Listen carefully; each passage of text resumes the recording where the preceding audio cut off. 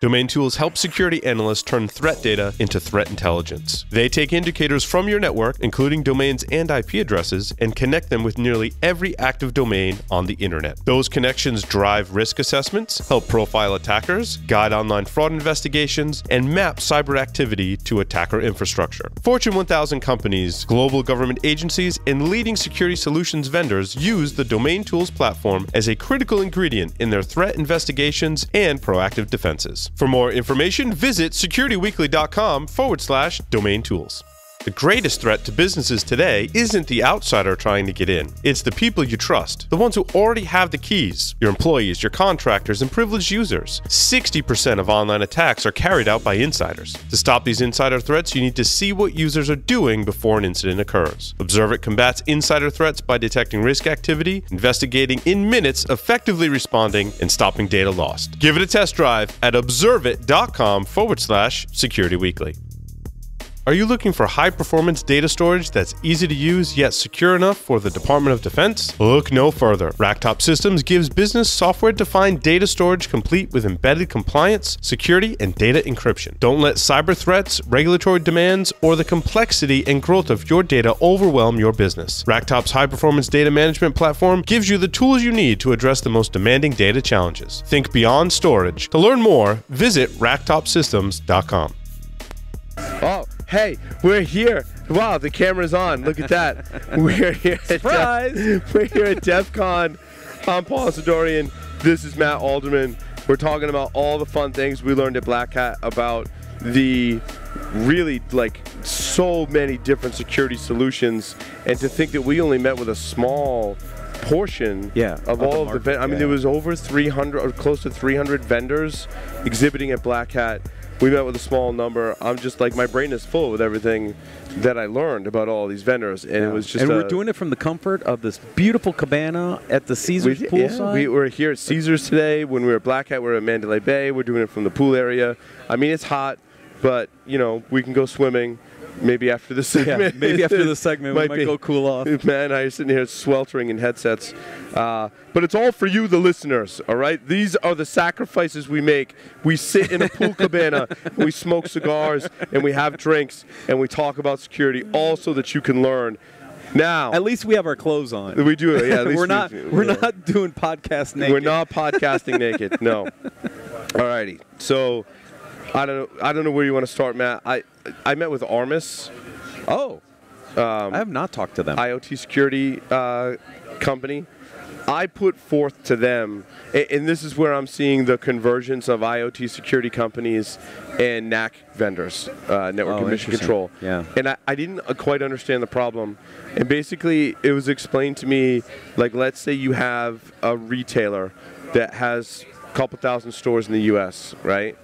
More and more, their equipment that is in those branches is some kind of IoT based, right? Right. Their microwaves, their ovens, drink fountains, the whole thing. Even everything. Their security systems, their thermostats, HVAC, all that stuff. It's all I mean, probably for a number of reasons, security, physical security, for cost saving measures that have thermostats that automatically do stuff, right?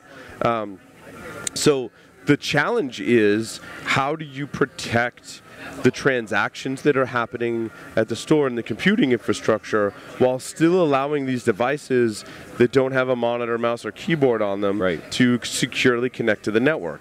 When they connect to the network, not only does the IoT device have to be identified and secured, but you also got to make sure that no one else is trying to get on that same network. How do I trust those Another devices? device coming on. Yes, and that's where Armis is looking at device behavior. So they've got a huge database. Now, I thought they were doing this via scanning. It's not so much on scanning. They're looking at the volume of traffic, the headers, the certificates. Yep. They're not really scanning the device at all. They actually sit on a SPAN port or a Wi-Fi controller. They've got a Meraki integration via their API, and they're actually looking at traffic and fingerprinting IoT devices based on a number of different criteria. They're integrating with Cisco ISE, ISE, right? ISE? ISE or ICE? Yeah, I don't remember. I think it's ISE. Yeah. Is their containment kind of product, right? And so ICE is the enforcement enforcement arm. Got So it. Armis can say, yes, I'm identifying your microwave, and then all of a sudden, hey, something with the same MAC address is now not a microwave, it's something different. So they go out to your network emission control or whatever network controls you have in place and go, shut that thing down. Yeah. So they have a database of 6 million profiles, a VM that collects all that traffic and metadata. So they're not doing the network access control. They're working with the existing NACs to identify what should and shouldn't be on that network. That's but correct. what they're really doing is fingerprinting, profiling them. So they sound similar to Zingbox, which I did. Yes. I did the briefing with last year. We didn't direct competitors. Yeah, we didn't talk to Zingbox this year, Yep. but sounds very similar. Kind of baselining those IoT devices. Yep. Looking for when they're doing something different that's not part of their profile. What they claim is, I think they're claiming that they're less expensive and easier to deploy than a Forescout. Forescout's messaging on the same thing. Forescout's trying to move into that kind of space. Correct. Yeah. I don't know what the signature database, we just talked about that on a previous segment, like your signature database, how much that's a factor between Forescout and Armis. Right. Armis has got a pretty, yeah, because all of them, you're going to have to build out that library of device and as we know, fingerprints working for Tenable, that's very, very difficult to fingerprint all of those devices. So I liked Armis as a vendor. I think that they're probably going to, these vendors in this space are going to gain a lot of traction, specifically with retailers that have that IoT device problem. Yeah, you're going to see this in, you could see this in big hotel chains doing similar stuff. Absolutely. Hospitals where they may have multiple clinics or hospitals in the system. You know, there you're going to get. It could be enterprises with a lot of branch offices too, right? Yeah. If I'm a security person and I work for a large enterprise, maybe we've got 100 offices across the world, right? That's not all have to not be atypical. monitored. So to be able to monitor all those offices to see what IoT devices people are bringing in, I think it's the enforcement arm that is critical to this. It's allowing me to actually do something about it. And I think that's a big shift in many categories in the market today. Yeah. It's actually letting me do something about it. I think Pony Express had a great product in this space. I think it was interesting that they wanted to deploy a sensor to all 100 locations. If you're bringing your traffic back in and you're bringing your wireless traffic back in through a controller like a Meraki device, that you don't need to put a device in every store. If I can monitor all 100 of my branch locations without needing to ship every single one of them a different piece of hardware, which when I get to 100, statistically something is going to fail, I'm going to have to replace it. Whereas if I can just bring that traffic back, and that's not everyone, but for those that do, that's probably a better way to do it in my opinion. But this is an evolving space, obviously, as we roll out more of these devices, these IoT type devices in the environment. You're also going to see it's not even that. It's whatever you're procuring has an embedded system inside of it, an IoT device inside it. I go get a TV for the office for the, you know what I mean? It's got a network connection, it's got a connection in it. Everything is connected today. So it'll be interesting to see how this space pans out. But I liked Armis as a vendor. They were here last year as well. Very good. So what's next? I'm just jumping around all over the place, just Matt. Keep going through your notes. I've covered most of mine because mine were very kind of focused.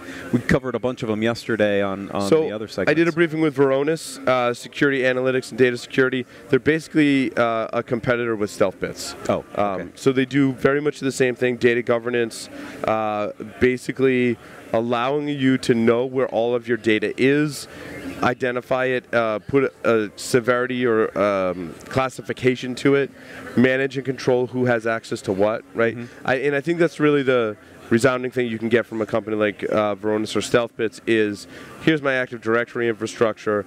They can quickly run a report and go, oh, all of these things all these people are in this group and have access to this share.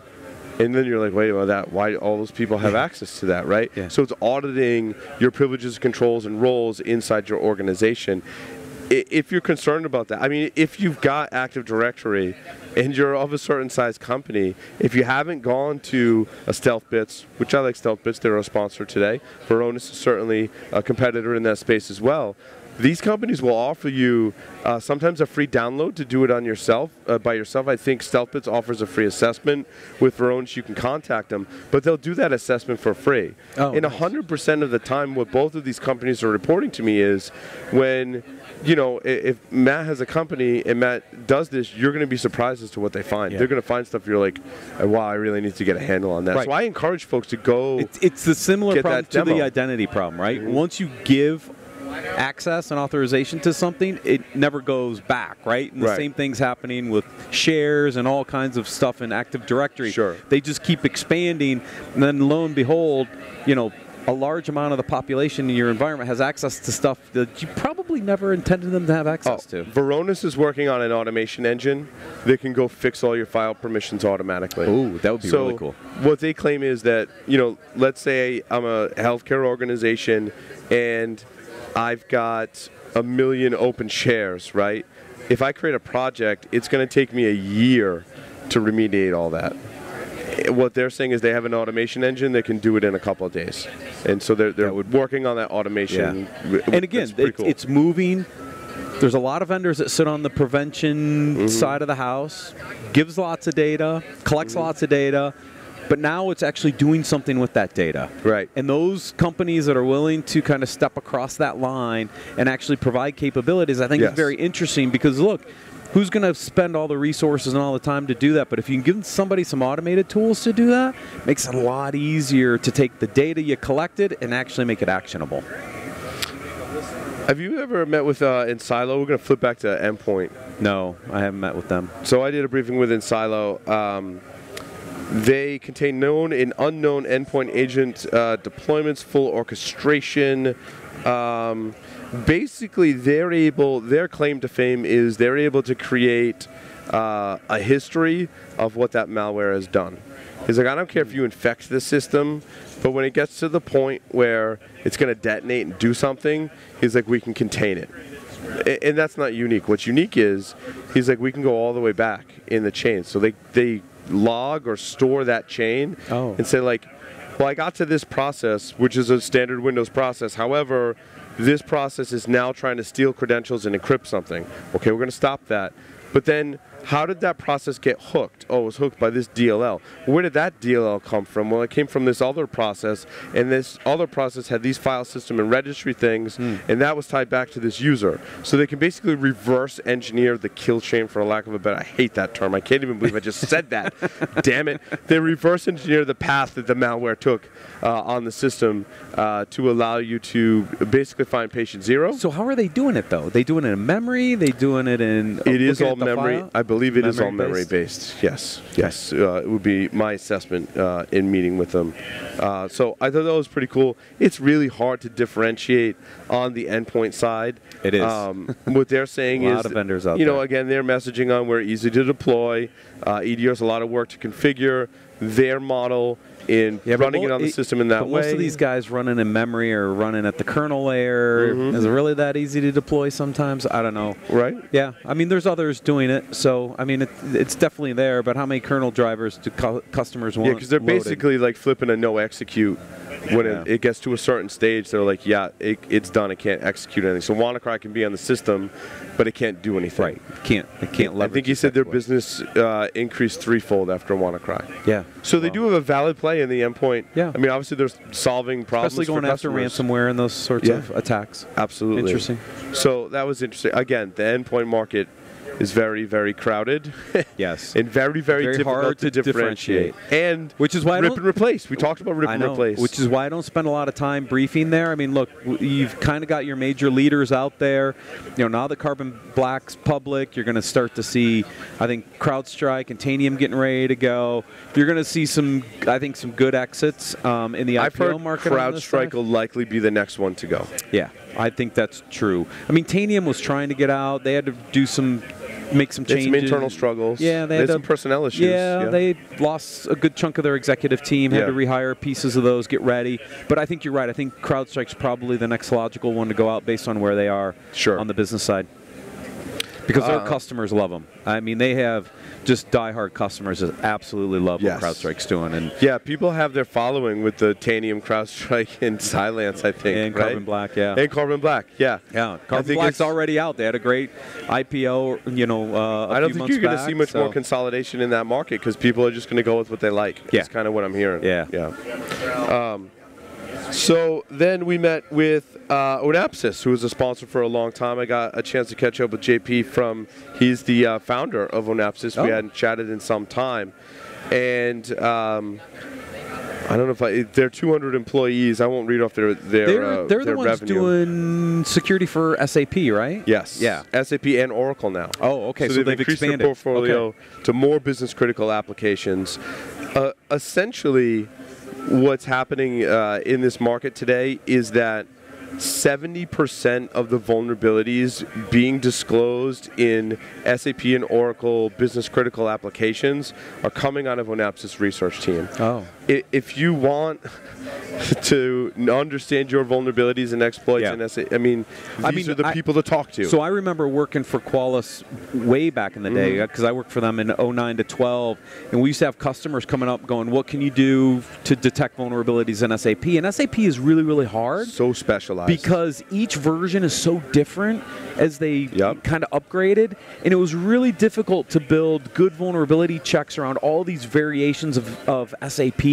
Right. And so obviously Onapsis found a niche in going after SAP, which was really hard for everybody else to do. But at one, they were a one-trick pony for a long time. It was all SAP. Now they've moved into Oracle. Salesforce and other ones will kind of be probably the next logical steps from an ERM perspective. But yeah.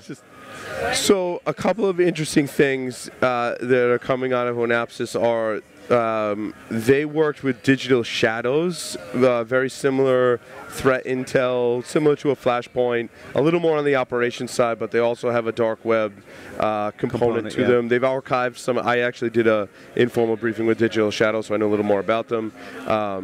They make a copy of the dark web, so like they have a copy of Silk Road and can historically go back and look at the marketplaces that have gone away as well as the ones that are in place today, which I'm sure others do as well, but that was one of the things that they were marketing on. Anyway, they did a study with Onapsis because Onapsis, I think, was struggling, like many of us, to convince people that are implementing business critical applications that come from a mainframe background to update their vulnerabilities and patch their vulnerabilities more than once a year. Yeah.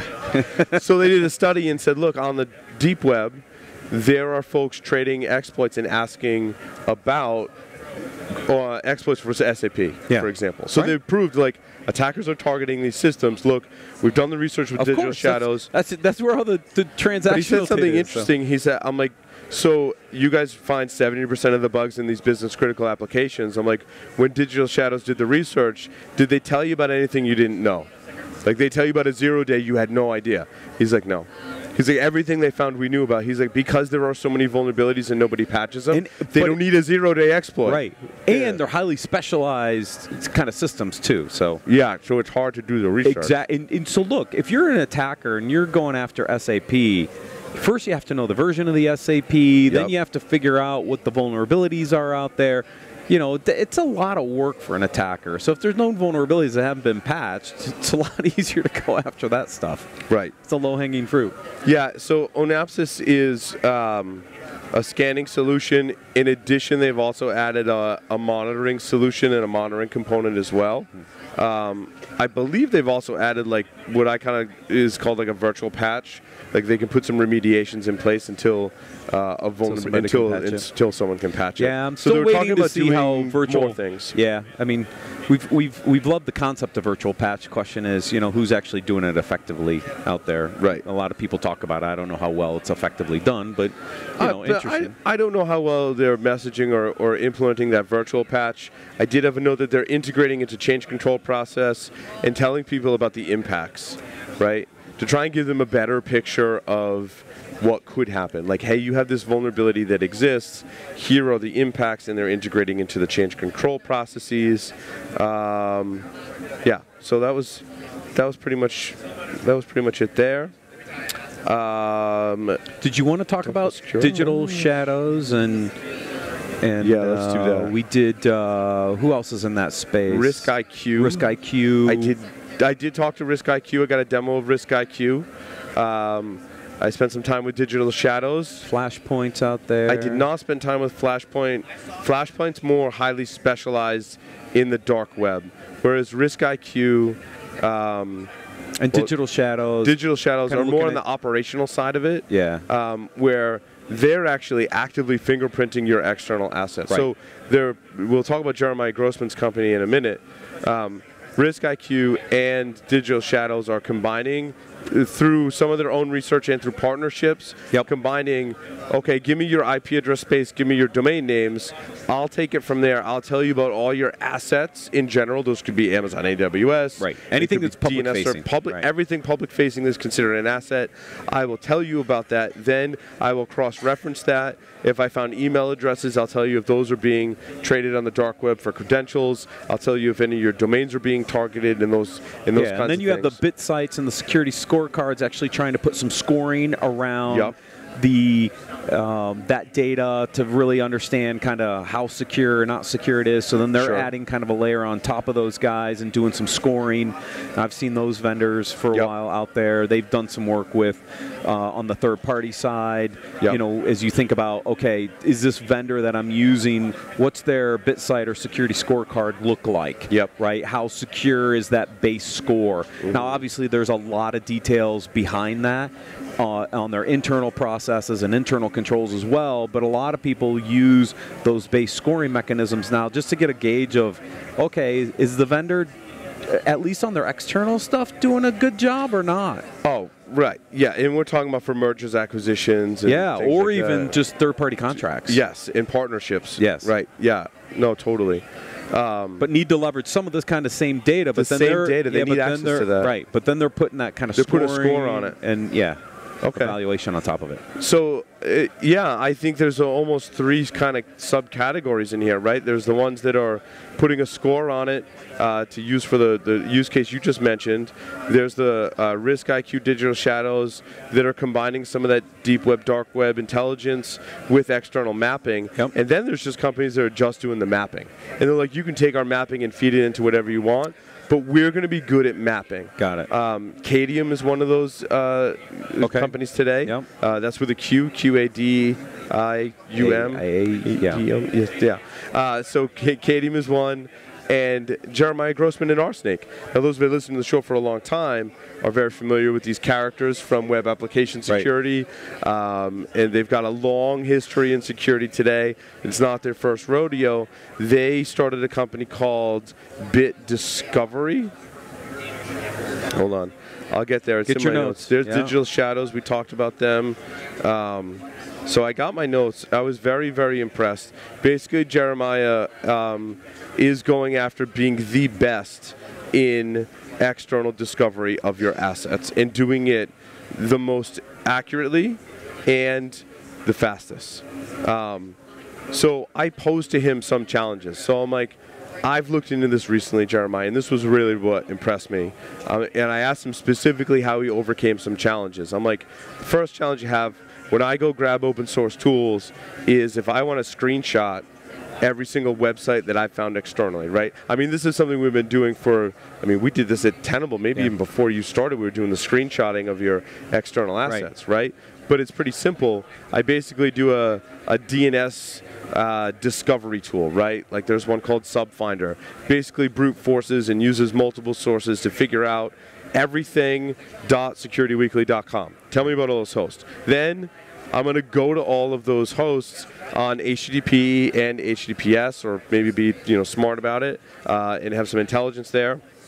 Whatever page renders, I'm going to take a screenshot of that. I'm going to present it to an analyst, and they're going to be like, holy crap, why is one of our configuration web servers for this service exposed to the internet with no password? Like, that's bad. Or look at the screenshot and go, wait, that's not my page. Yeah, exactly. Or why are we serving that? So Pen testers have done this for a long time. I've always felt that organizations can do a much better job at automating this and doing this internally. Now we've got vendors to turn to, which I think everyone should have one of these vendors. I mean, I don't. If you have any public-facing assets, I think even like mid-market all the way up to largest enterprise, you're going to need this service. You're going to use it in different ways. On the smaller end, you might have your one security person that's reviewing the results every once in a while, creating some tickets. You might have a tie into your ticketing system. When you get into the larger, you could feed this data into everything. So when we were at Tenable looking at the web app scanning side, we were looking at these types of technologies to say, how could we identify how many potential applications would you have to go out and scan? And that's what Jeremiah wants to do. He wants to OEM this to web app scanners, for example. So I think White Hat was using a company, some technology from a company called Level Up or something like that. Up Level? Level Up or Up Level, I can't remember. Up Level, yeah. And again, they were collecting similar data, trying to really identify the domains and then sending those domains to WhiteSource as a starting point for which application reviews were they going to do, right? So we said, ooh, that would be really interesting to kind of seed the number of applications that a company would need to scan against with the Tenable web app scanner as we were building it a couple of years ago. We never did anything on that front because, again, most of the open source tools gave you kind of enough data, what was the real value. But if somebody can do it really fast, effectively, and provide this large database, it would help a lot of the web app scanners kind of with a preset number of, hey, by the way, do you know you have 1,000 web apps? No, it's interesting you talk about the open source tools, and I asked Jeremiah about this. I said, look, when I run HTTP Screenshot, which is an open source tool, I'm kind of frustrated. It's really slow, and it doesn't follow redirects, which is really problematic. And it's got some fuzzy logic to look at HTTP versus HTTPS. It's also looking at another factor as well. Sorry, there's all kinds of things going on in the background. I got distracted there for a moment. So my biggest problem was to the cabana. That's right. My biggest problem was it wasn't following redirects. So what Jeremiah said is basically we looked at those as well. We recognized the limitations, and we rewrote the whole thing from scratch. And I'm like, that's the right thing. Yeah. Because they needed the speed. You have to be able to follow a redirect. That's a really important thing. Because they're scanning the entire web. It's also the rendering of the page is problematic, too. There's a JavaScript library called Phantom.js, right, that can act as a browser. That doesn't work so well. Then there's also trimmed-down versions of Chrome and Firefox, which can be problematic from a configuration standpoint to get working. I think Jeremiah said he's using a trimmed-down Chrome or Firefox or both. I think he's using both. Yeah, to do that. Because I heard part of that. Yeah, and there's some tweaking, like out-of-the-box open source, in my experience so far, hasn't quite figured that out yet. Because you got to get those trimmed-down versions of the browser, and you're going to run into performance things. So that's the other question I asked Jeremiah. When I'm running these tools, I'm running these live against the internet. He's like, well, we just made a copy of the internet. I'm like, well, wait, what do you mean you made a copy of the internet? He's like, no, legit, we made a copy of the internet, made a copy of all the ports, we made a copy of all the screenshots, made a copy of all the public SSL data, and we're storing that. He's like, and it's about, I forget the time he said, it's accurate, something like a week or a month or something of accuracy, which is good enough. So his scans run really fast because he's doing it against a local database of all of those things. And then just keeping that database up to date with processes running in the background. Interesting. And I'm like, that's the way to do it. So his approach was really sound. He's just got to keep his copy of the internet fresh. That's all. Right. And then he can do everything else pretty fast off of that. Right. Very interesting space. Yeah. He's in pre-A right now. I think he said he had $2.7 million funding with 5 employees. It's pretty amazing. Yeah. It's pretty amazing. He's done it with a really small A copy of the internet with 5 people. Yeah. He's done it with a really small team, so he's running really lean. And I believe him because, again, he's Jeremiah. He's been around for a long time, and it's not his first rodeo. So I thought this was really cool. He's looking at being the best at asset inventory. And I like it when a founder has that vision that's not all over the place. It's not like, well, we're going to play in this space, in this space, in this. Jeremiah's like, no, we're going to be the best at asset inventory. And that was really refreshing for me to hear. Very focused. Very focused. Knows what his vision is. That's why Jay Scrambler got my recommendation as well, because they were very focused. This is what we do, right? We solve these. If it's 2 problems, that's fine. We solve these 2 problems, right? So, yep. That was awesome. Very good. Apparently someone got a hold of my notebook and wrote some very interesting drawings. We got some artists here on the Security Week. It's not me. All right, Matt, so what else you got? We've gone through my whole list. Crap. Unless we want to talk general trends, but so yeah, I did a briefing with Sumo Logic. Tell me about Sumo Logic. Really? You did? I did. I liked Sumo Logic because a couple of people vouched for their analytics capabilities. Basically, they're pre-IPO right now. They take all of your logs, they put them in the cloud, just as Matt predicted. It's like SIM's going to go to the cloud. It'll be interesting how the space panned out. There's a couple of different vendors in this space. Sumo Logic seems to have the edge in security analytics and allowing their analysts to be easier than Splunk, but still have that level of analytics. I still think they're looking at a Splunk killer, and they're working to get a full replacement. So they play monitoring and troubleshooting applications, security analytics, and business intelligence. Interesting. Business intelligence being like being able to track which assets are being accessed more than others of your public-facing or customer-facing things. So totally not security-related. Right. For us, our business intelligence is how many times is our podcast downloaded. Right. So they can actually help with some of those things as well, which I thought was kind of interesting. Interesting. Yeah, so, there's a few others in this space. Their big thing was their investigation workflow, right? Was being able to pick one data point and build an investigation in a workflow to flesh out, like, what is that? And then now tell me everything that's related to that and about that. Yeah. And that's what analysts have reported to me that they really like about Sumo Logic. So there are a lot of players in this space, in the SIM space for sure. Yeah. In the, some have been trying to move this stuff to the cloud. Yeah. You got ProtectWise that's been doing this on the networking side and bringing that data up and doing it in the cloud. Still a lot of on-prem players, but you know, the hardware gets expensive on those on-prem guys. So somebody who can do it cost-effectively in the cloud have some advantages. And we'll know more once their S1 is issued. Sounds like their S1 is going to be coming out soon, so we'll take a look at that. Another exit. Oh. And also, I mean, they've told me they're pre-IPO. And that's what they're going after now. So the S1 should be out soon, and I'm curious to take a look at that and see what they're all about. S1s are an interesting read. They are. I think that's it for me. No, it's not. Did I talk about NetSpy? No. NetSpy is kind of interesting. They're kind of like a Faraday, the InfoByte Faraday. They play with risk sense a little bit in Kenna in that space where they're collecting. I think we talked about them. Yeah, we did a little bit. We did. Yeah, we talked about that a little bit the other day. Wow. I think that's it. Any closing thoughts, Matt, on everything that we covered at Black Hat?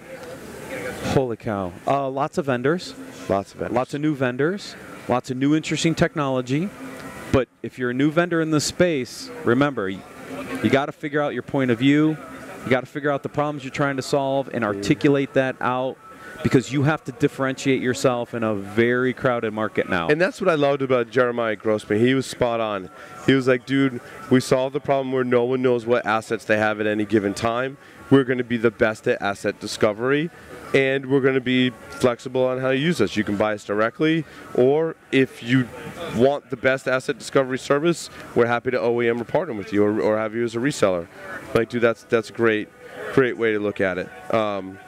Ziften was the other one. Ziften was an endpoint play. However, Ziften's very interesting, and I'm curious to learn more, in that they can put an agent on your system and collect NetFlow data from it. Then, if they see east-west traffic, they can say, well, that's interesting, that's anomalous. Tell me what process on that system was responsible for that traffic. Then tell me which user owned that process. So now you can get down to, like, was that user owned and then sending traffic across the network that was malicious? Right. I thought that was pretty unique. I didn't dig into much else like in their solution. Yeah, the network guys are doing it from the network layer and trying to do that, but they don't necessarily have the tie back to the actual user. I thought that was their unique identifier tying it back to a user. I thought that was pretty cool. Yeah, it took me a while to get there with them, and I was like, you should lead with that. Like for the rest of the show, like dude, lead with that because that's awesome. Yeah. Right. I love finding those little nuggets. Yeah. Right. Like you getting through their pitch, what makes you unique. and they finally get to a part where like, oh yeah, we do this, and you're like, hold on, wait, go back, say that again. And I'm like, that's your thing. That is the thing that you should be up on the thing. Right. It should be on your handouts. Everyone should be talking about that one thing. It's like our sponsor, DF Labs. They got through their demo with me, and he presents me this workflow. And he's like, so this can take in log data, and then it can analyze it automatically, and then bring it to an analyst. If they say yes, it creates a ticket. It automatically blocks it on the firewall. I'm like, that's what you lead with. I mean, that is what you should be using a SOAR platform for, right? Yep. So I love those little nuggets of like, yes, this is your value, this is the problem you solve, and your uniqueness rolled up into one nice, tight example. Exactly. So I thought it was positive. All of the people I talked to, I give them a pass. Except for one. We'll remain nameless for now. For now. I thought asking what problem you solve is getting a little better. I do want to continue to kind of round out this series. I want to continue with the help of our listeners and the industry having these lines of question. There was a product marketing manager from CyberArk, for all of CyberArk's products, that took our 6 questionnaire that we printed out, that was like what problem you solve and all this stuff, and was taking that back to her team. And to anyone that works at the booth, she's like, I want them to be able to answer these questions. That's great. I'm like, A for the day. Katie, I think it was Katie. A for the day, Katie. You get it. I want to see more of that in our industry at these shows, which is why we printed those things out. Michael Santarcangelo is working on a vendor prop scorecard. We're going to continue to supply the community with those resources, and in addition to educating the industry as to why we're asking these questions and what it means to have a good answer versus a bad answer. Right. I think that's really important. I think that's going to help cut down on the wasteful time you could spend in a vendor area. Right. If the vendors are able to answer these questions, and we've educated the community that these are the questions you should be asking, then you know if there's a fit or not instantly. Exactly. Now you can narrow down your vendor list to a subset and say, look, these 3 vendors understand how to solve my problem because they know my problem. Right. And now I want to move forward in a POC or some sort of evaluation, but now they can narrow down the list. We've talked about this. There's a lot of vendors in a lot of these spaces, but if you get the message right, you can articulate your problem, how you solve it uniquely or better, and how you provide value back out the other end. And when the community understands that and the vendor understands that, that's going to make those marriages much faster to happen as you're trying to get into those different accounts. I also thought it was refreshing the percentage of people that were very aware of category creation. There were some in, I think was it Brandy? Was it Brandy?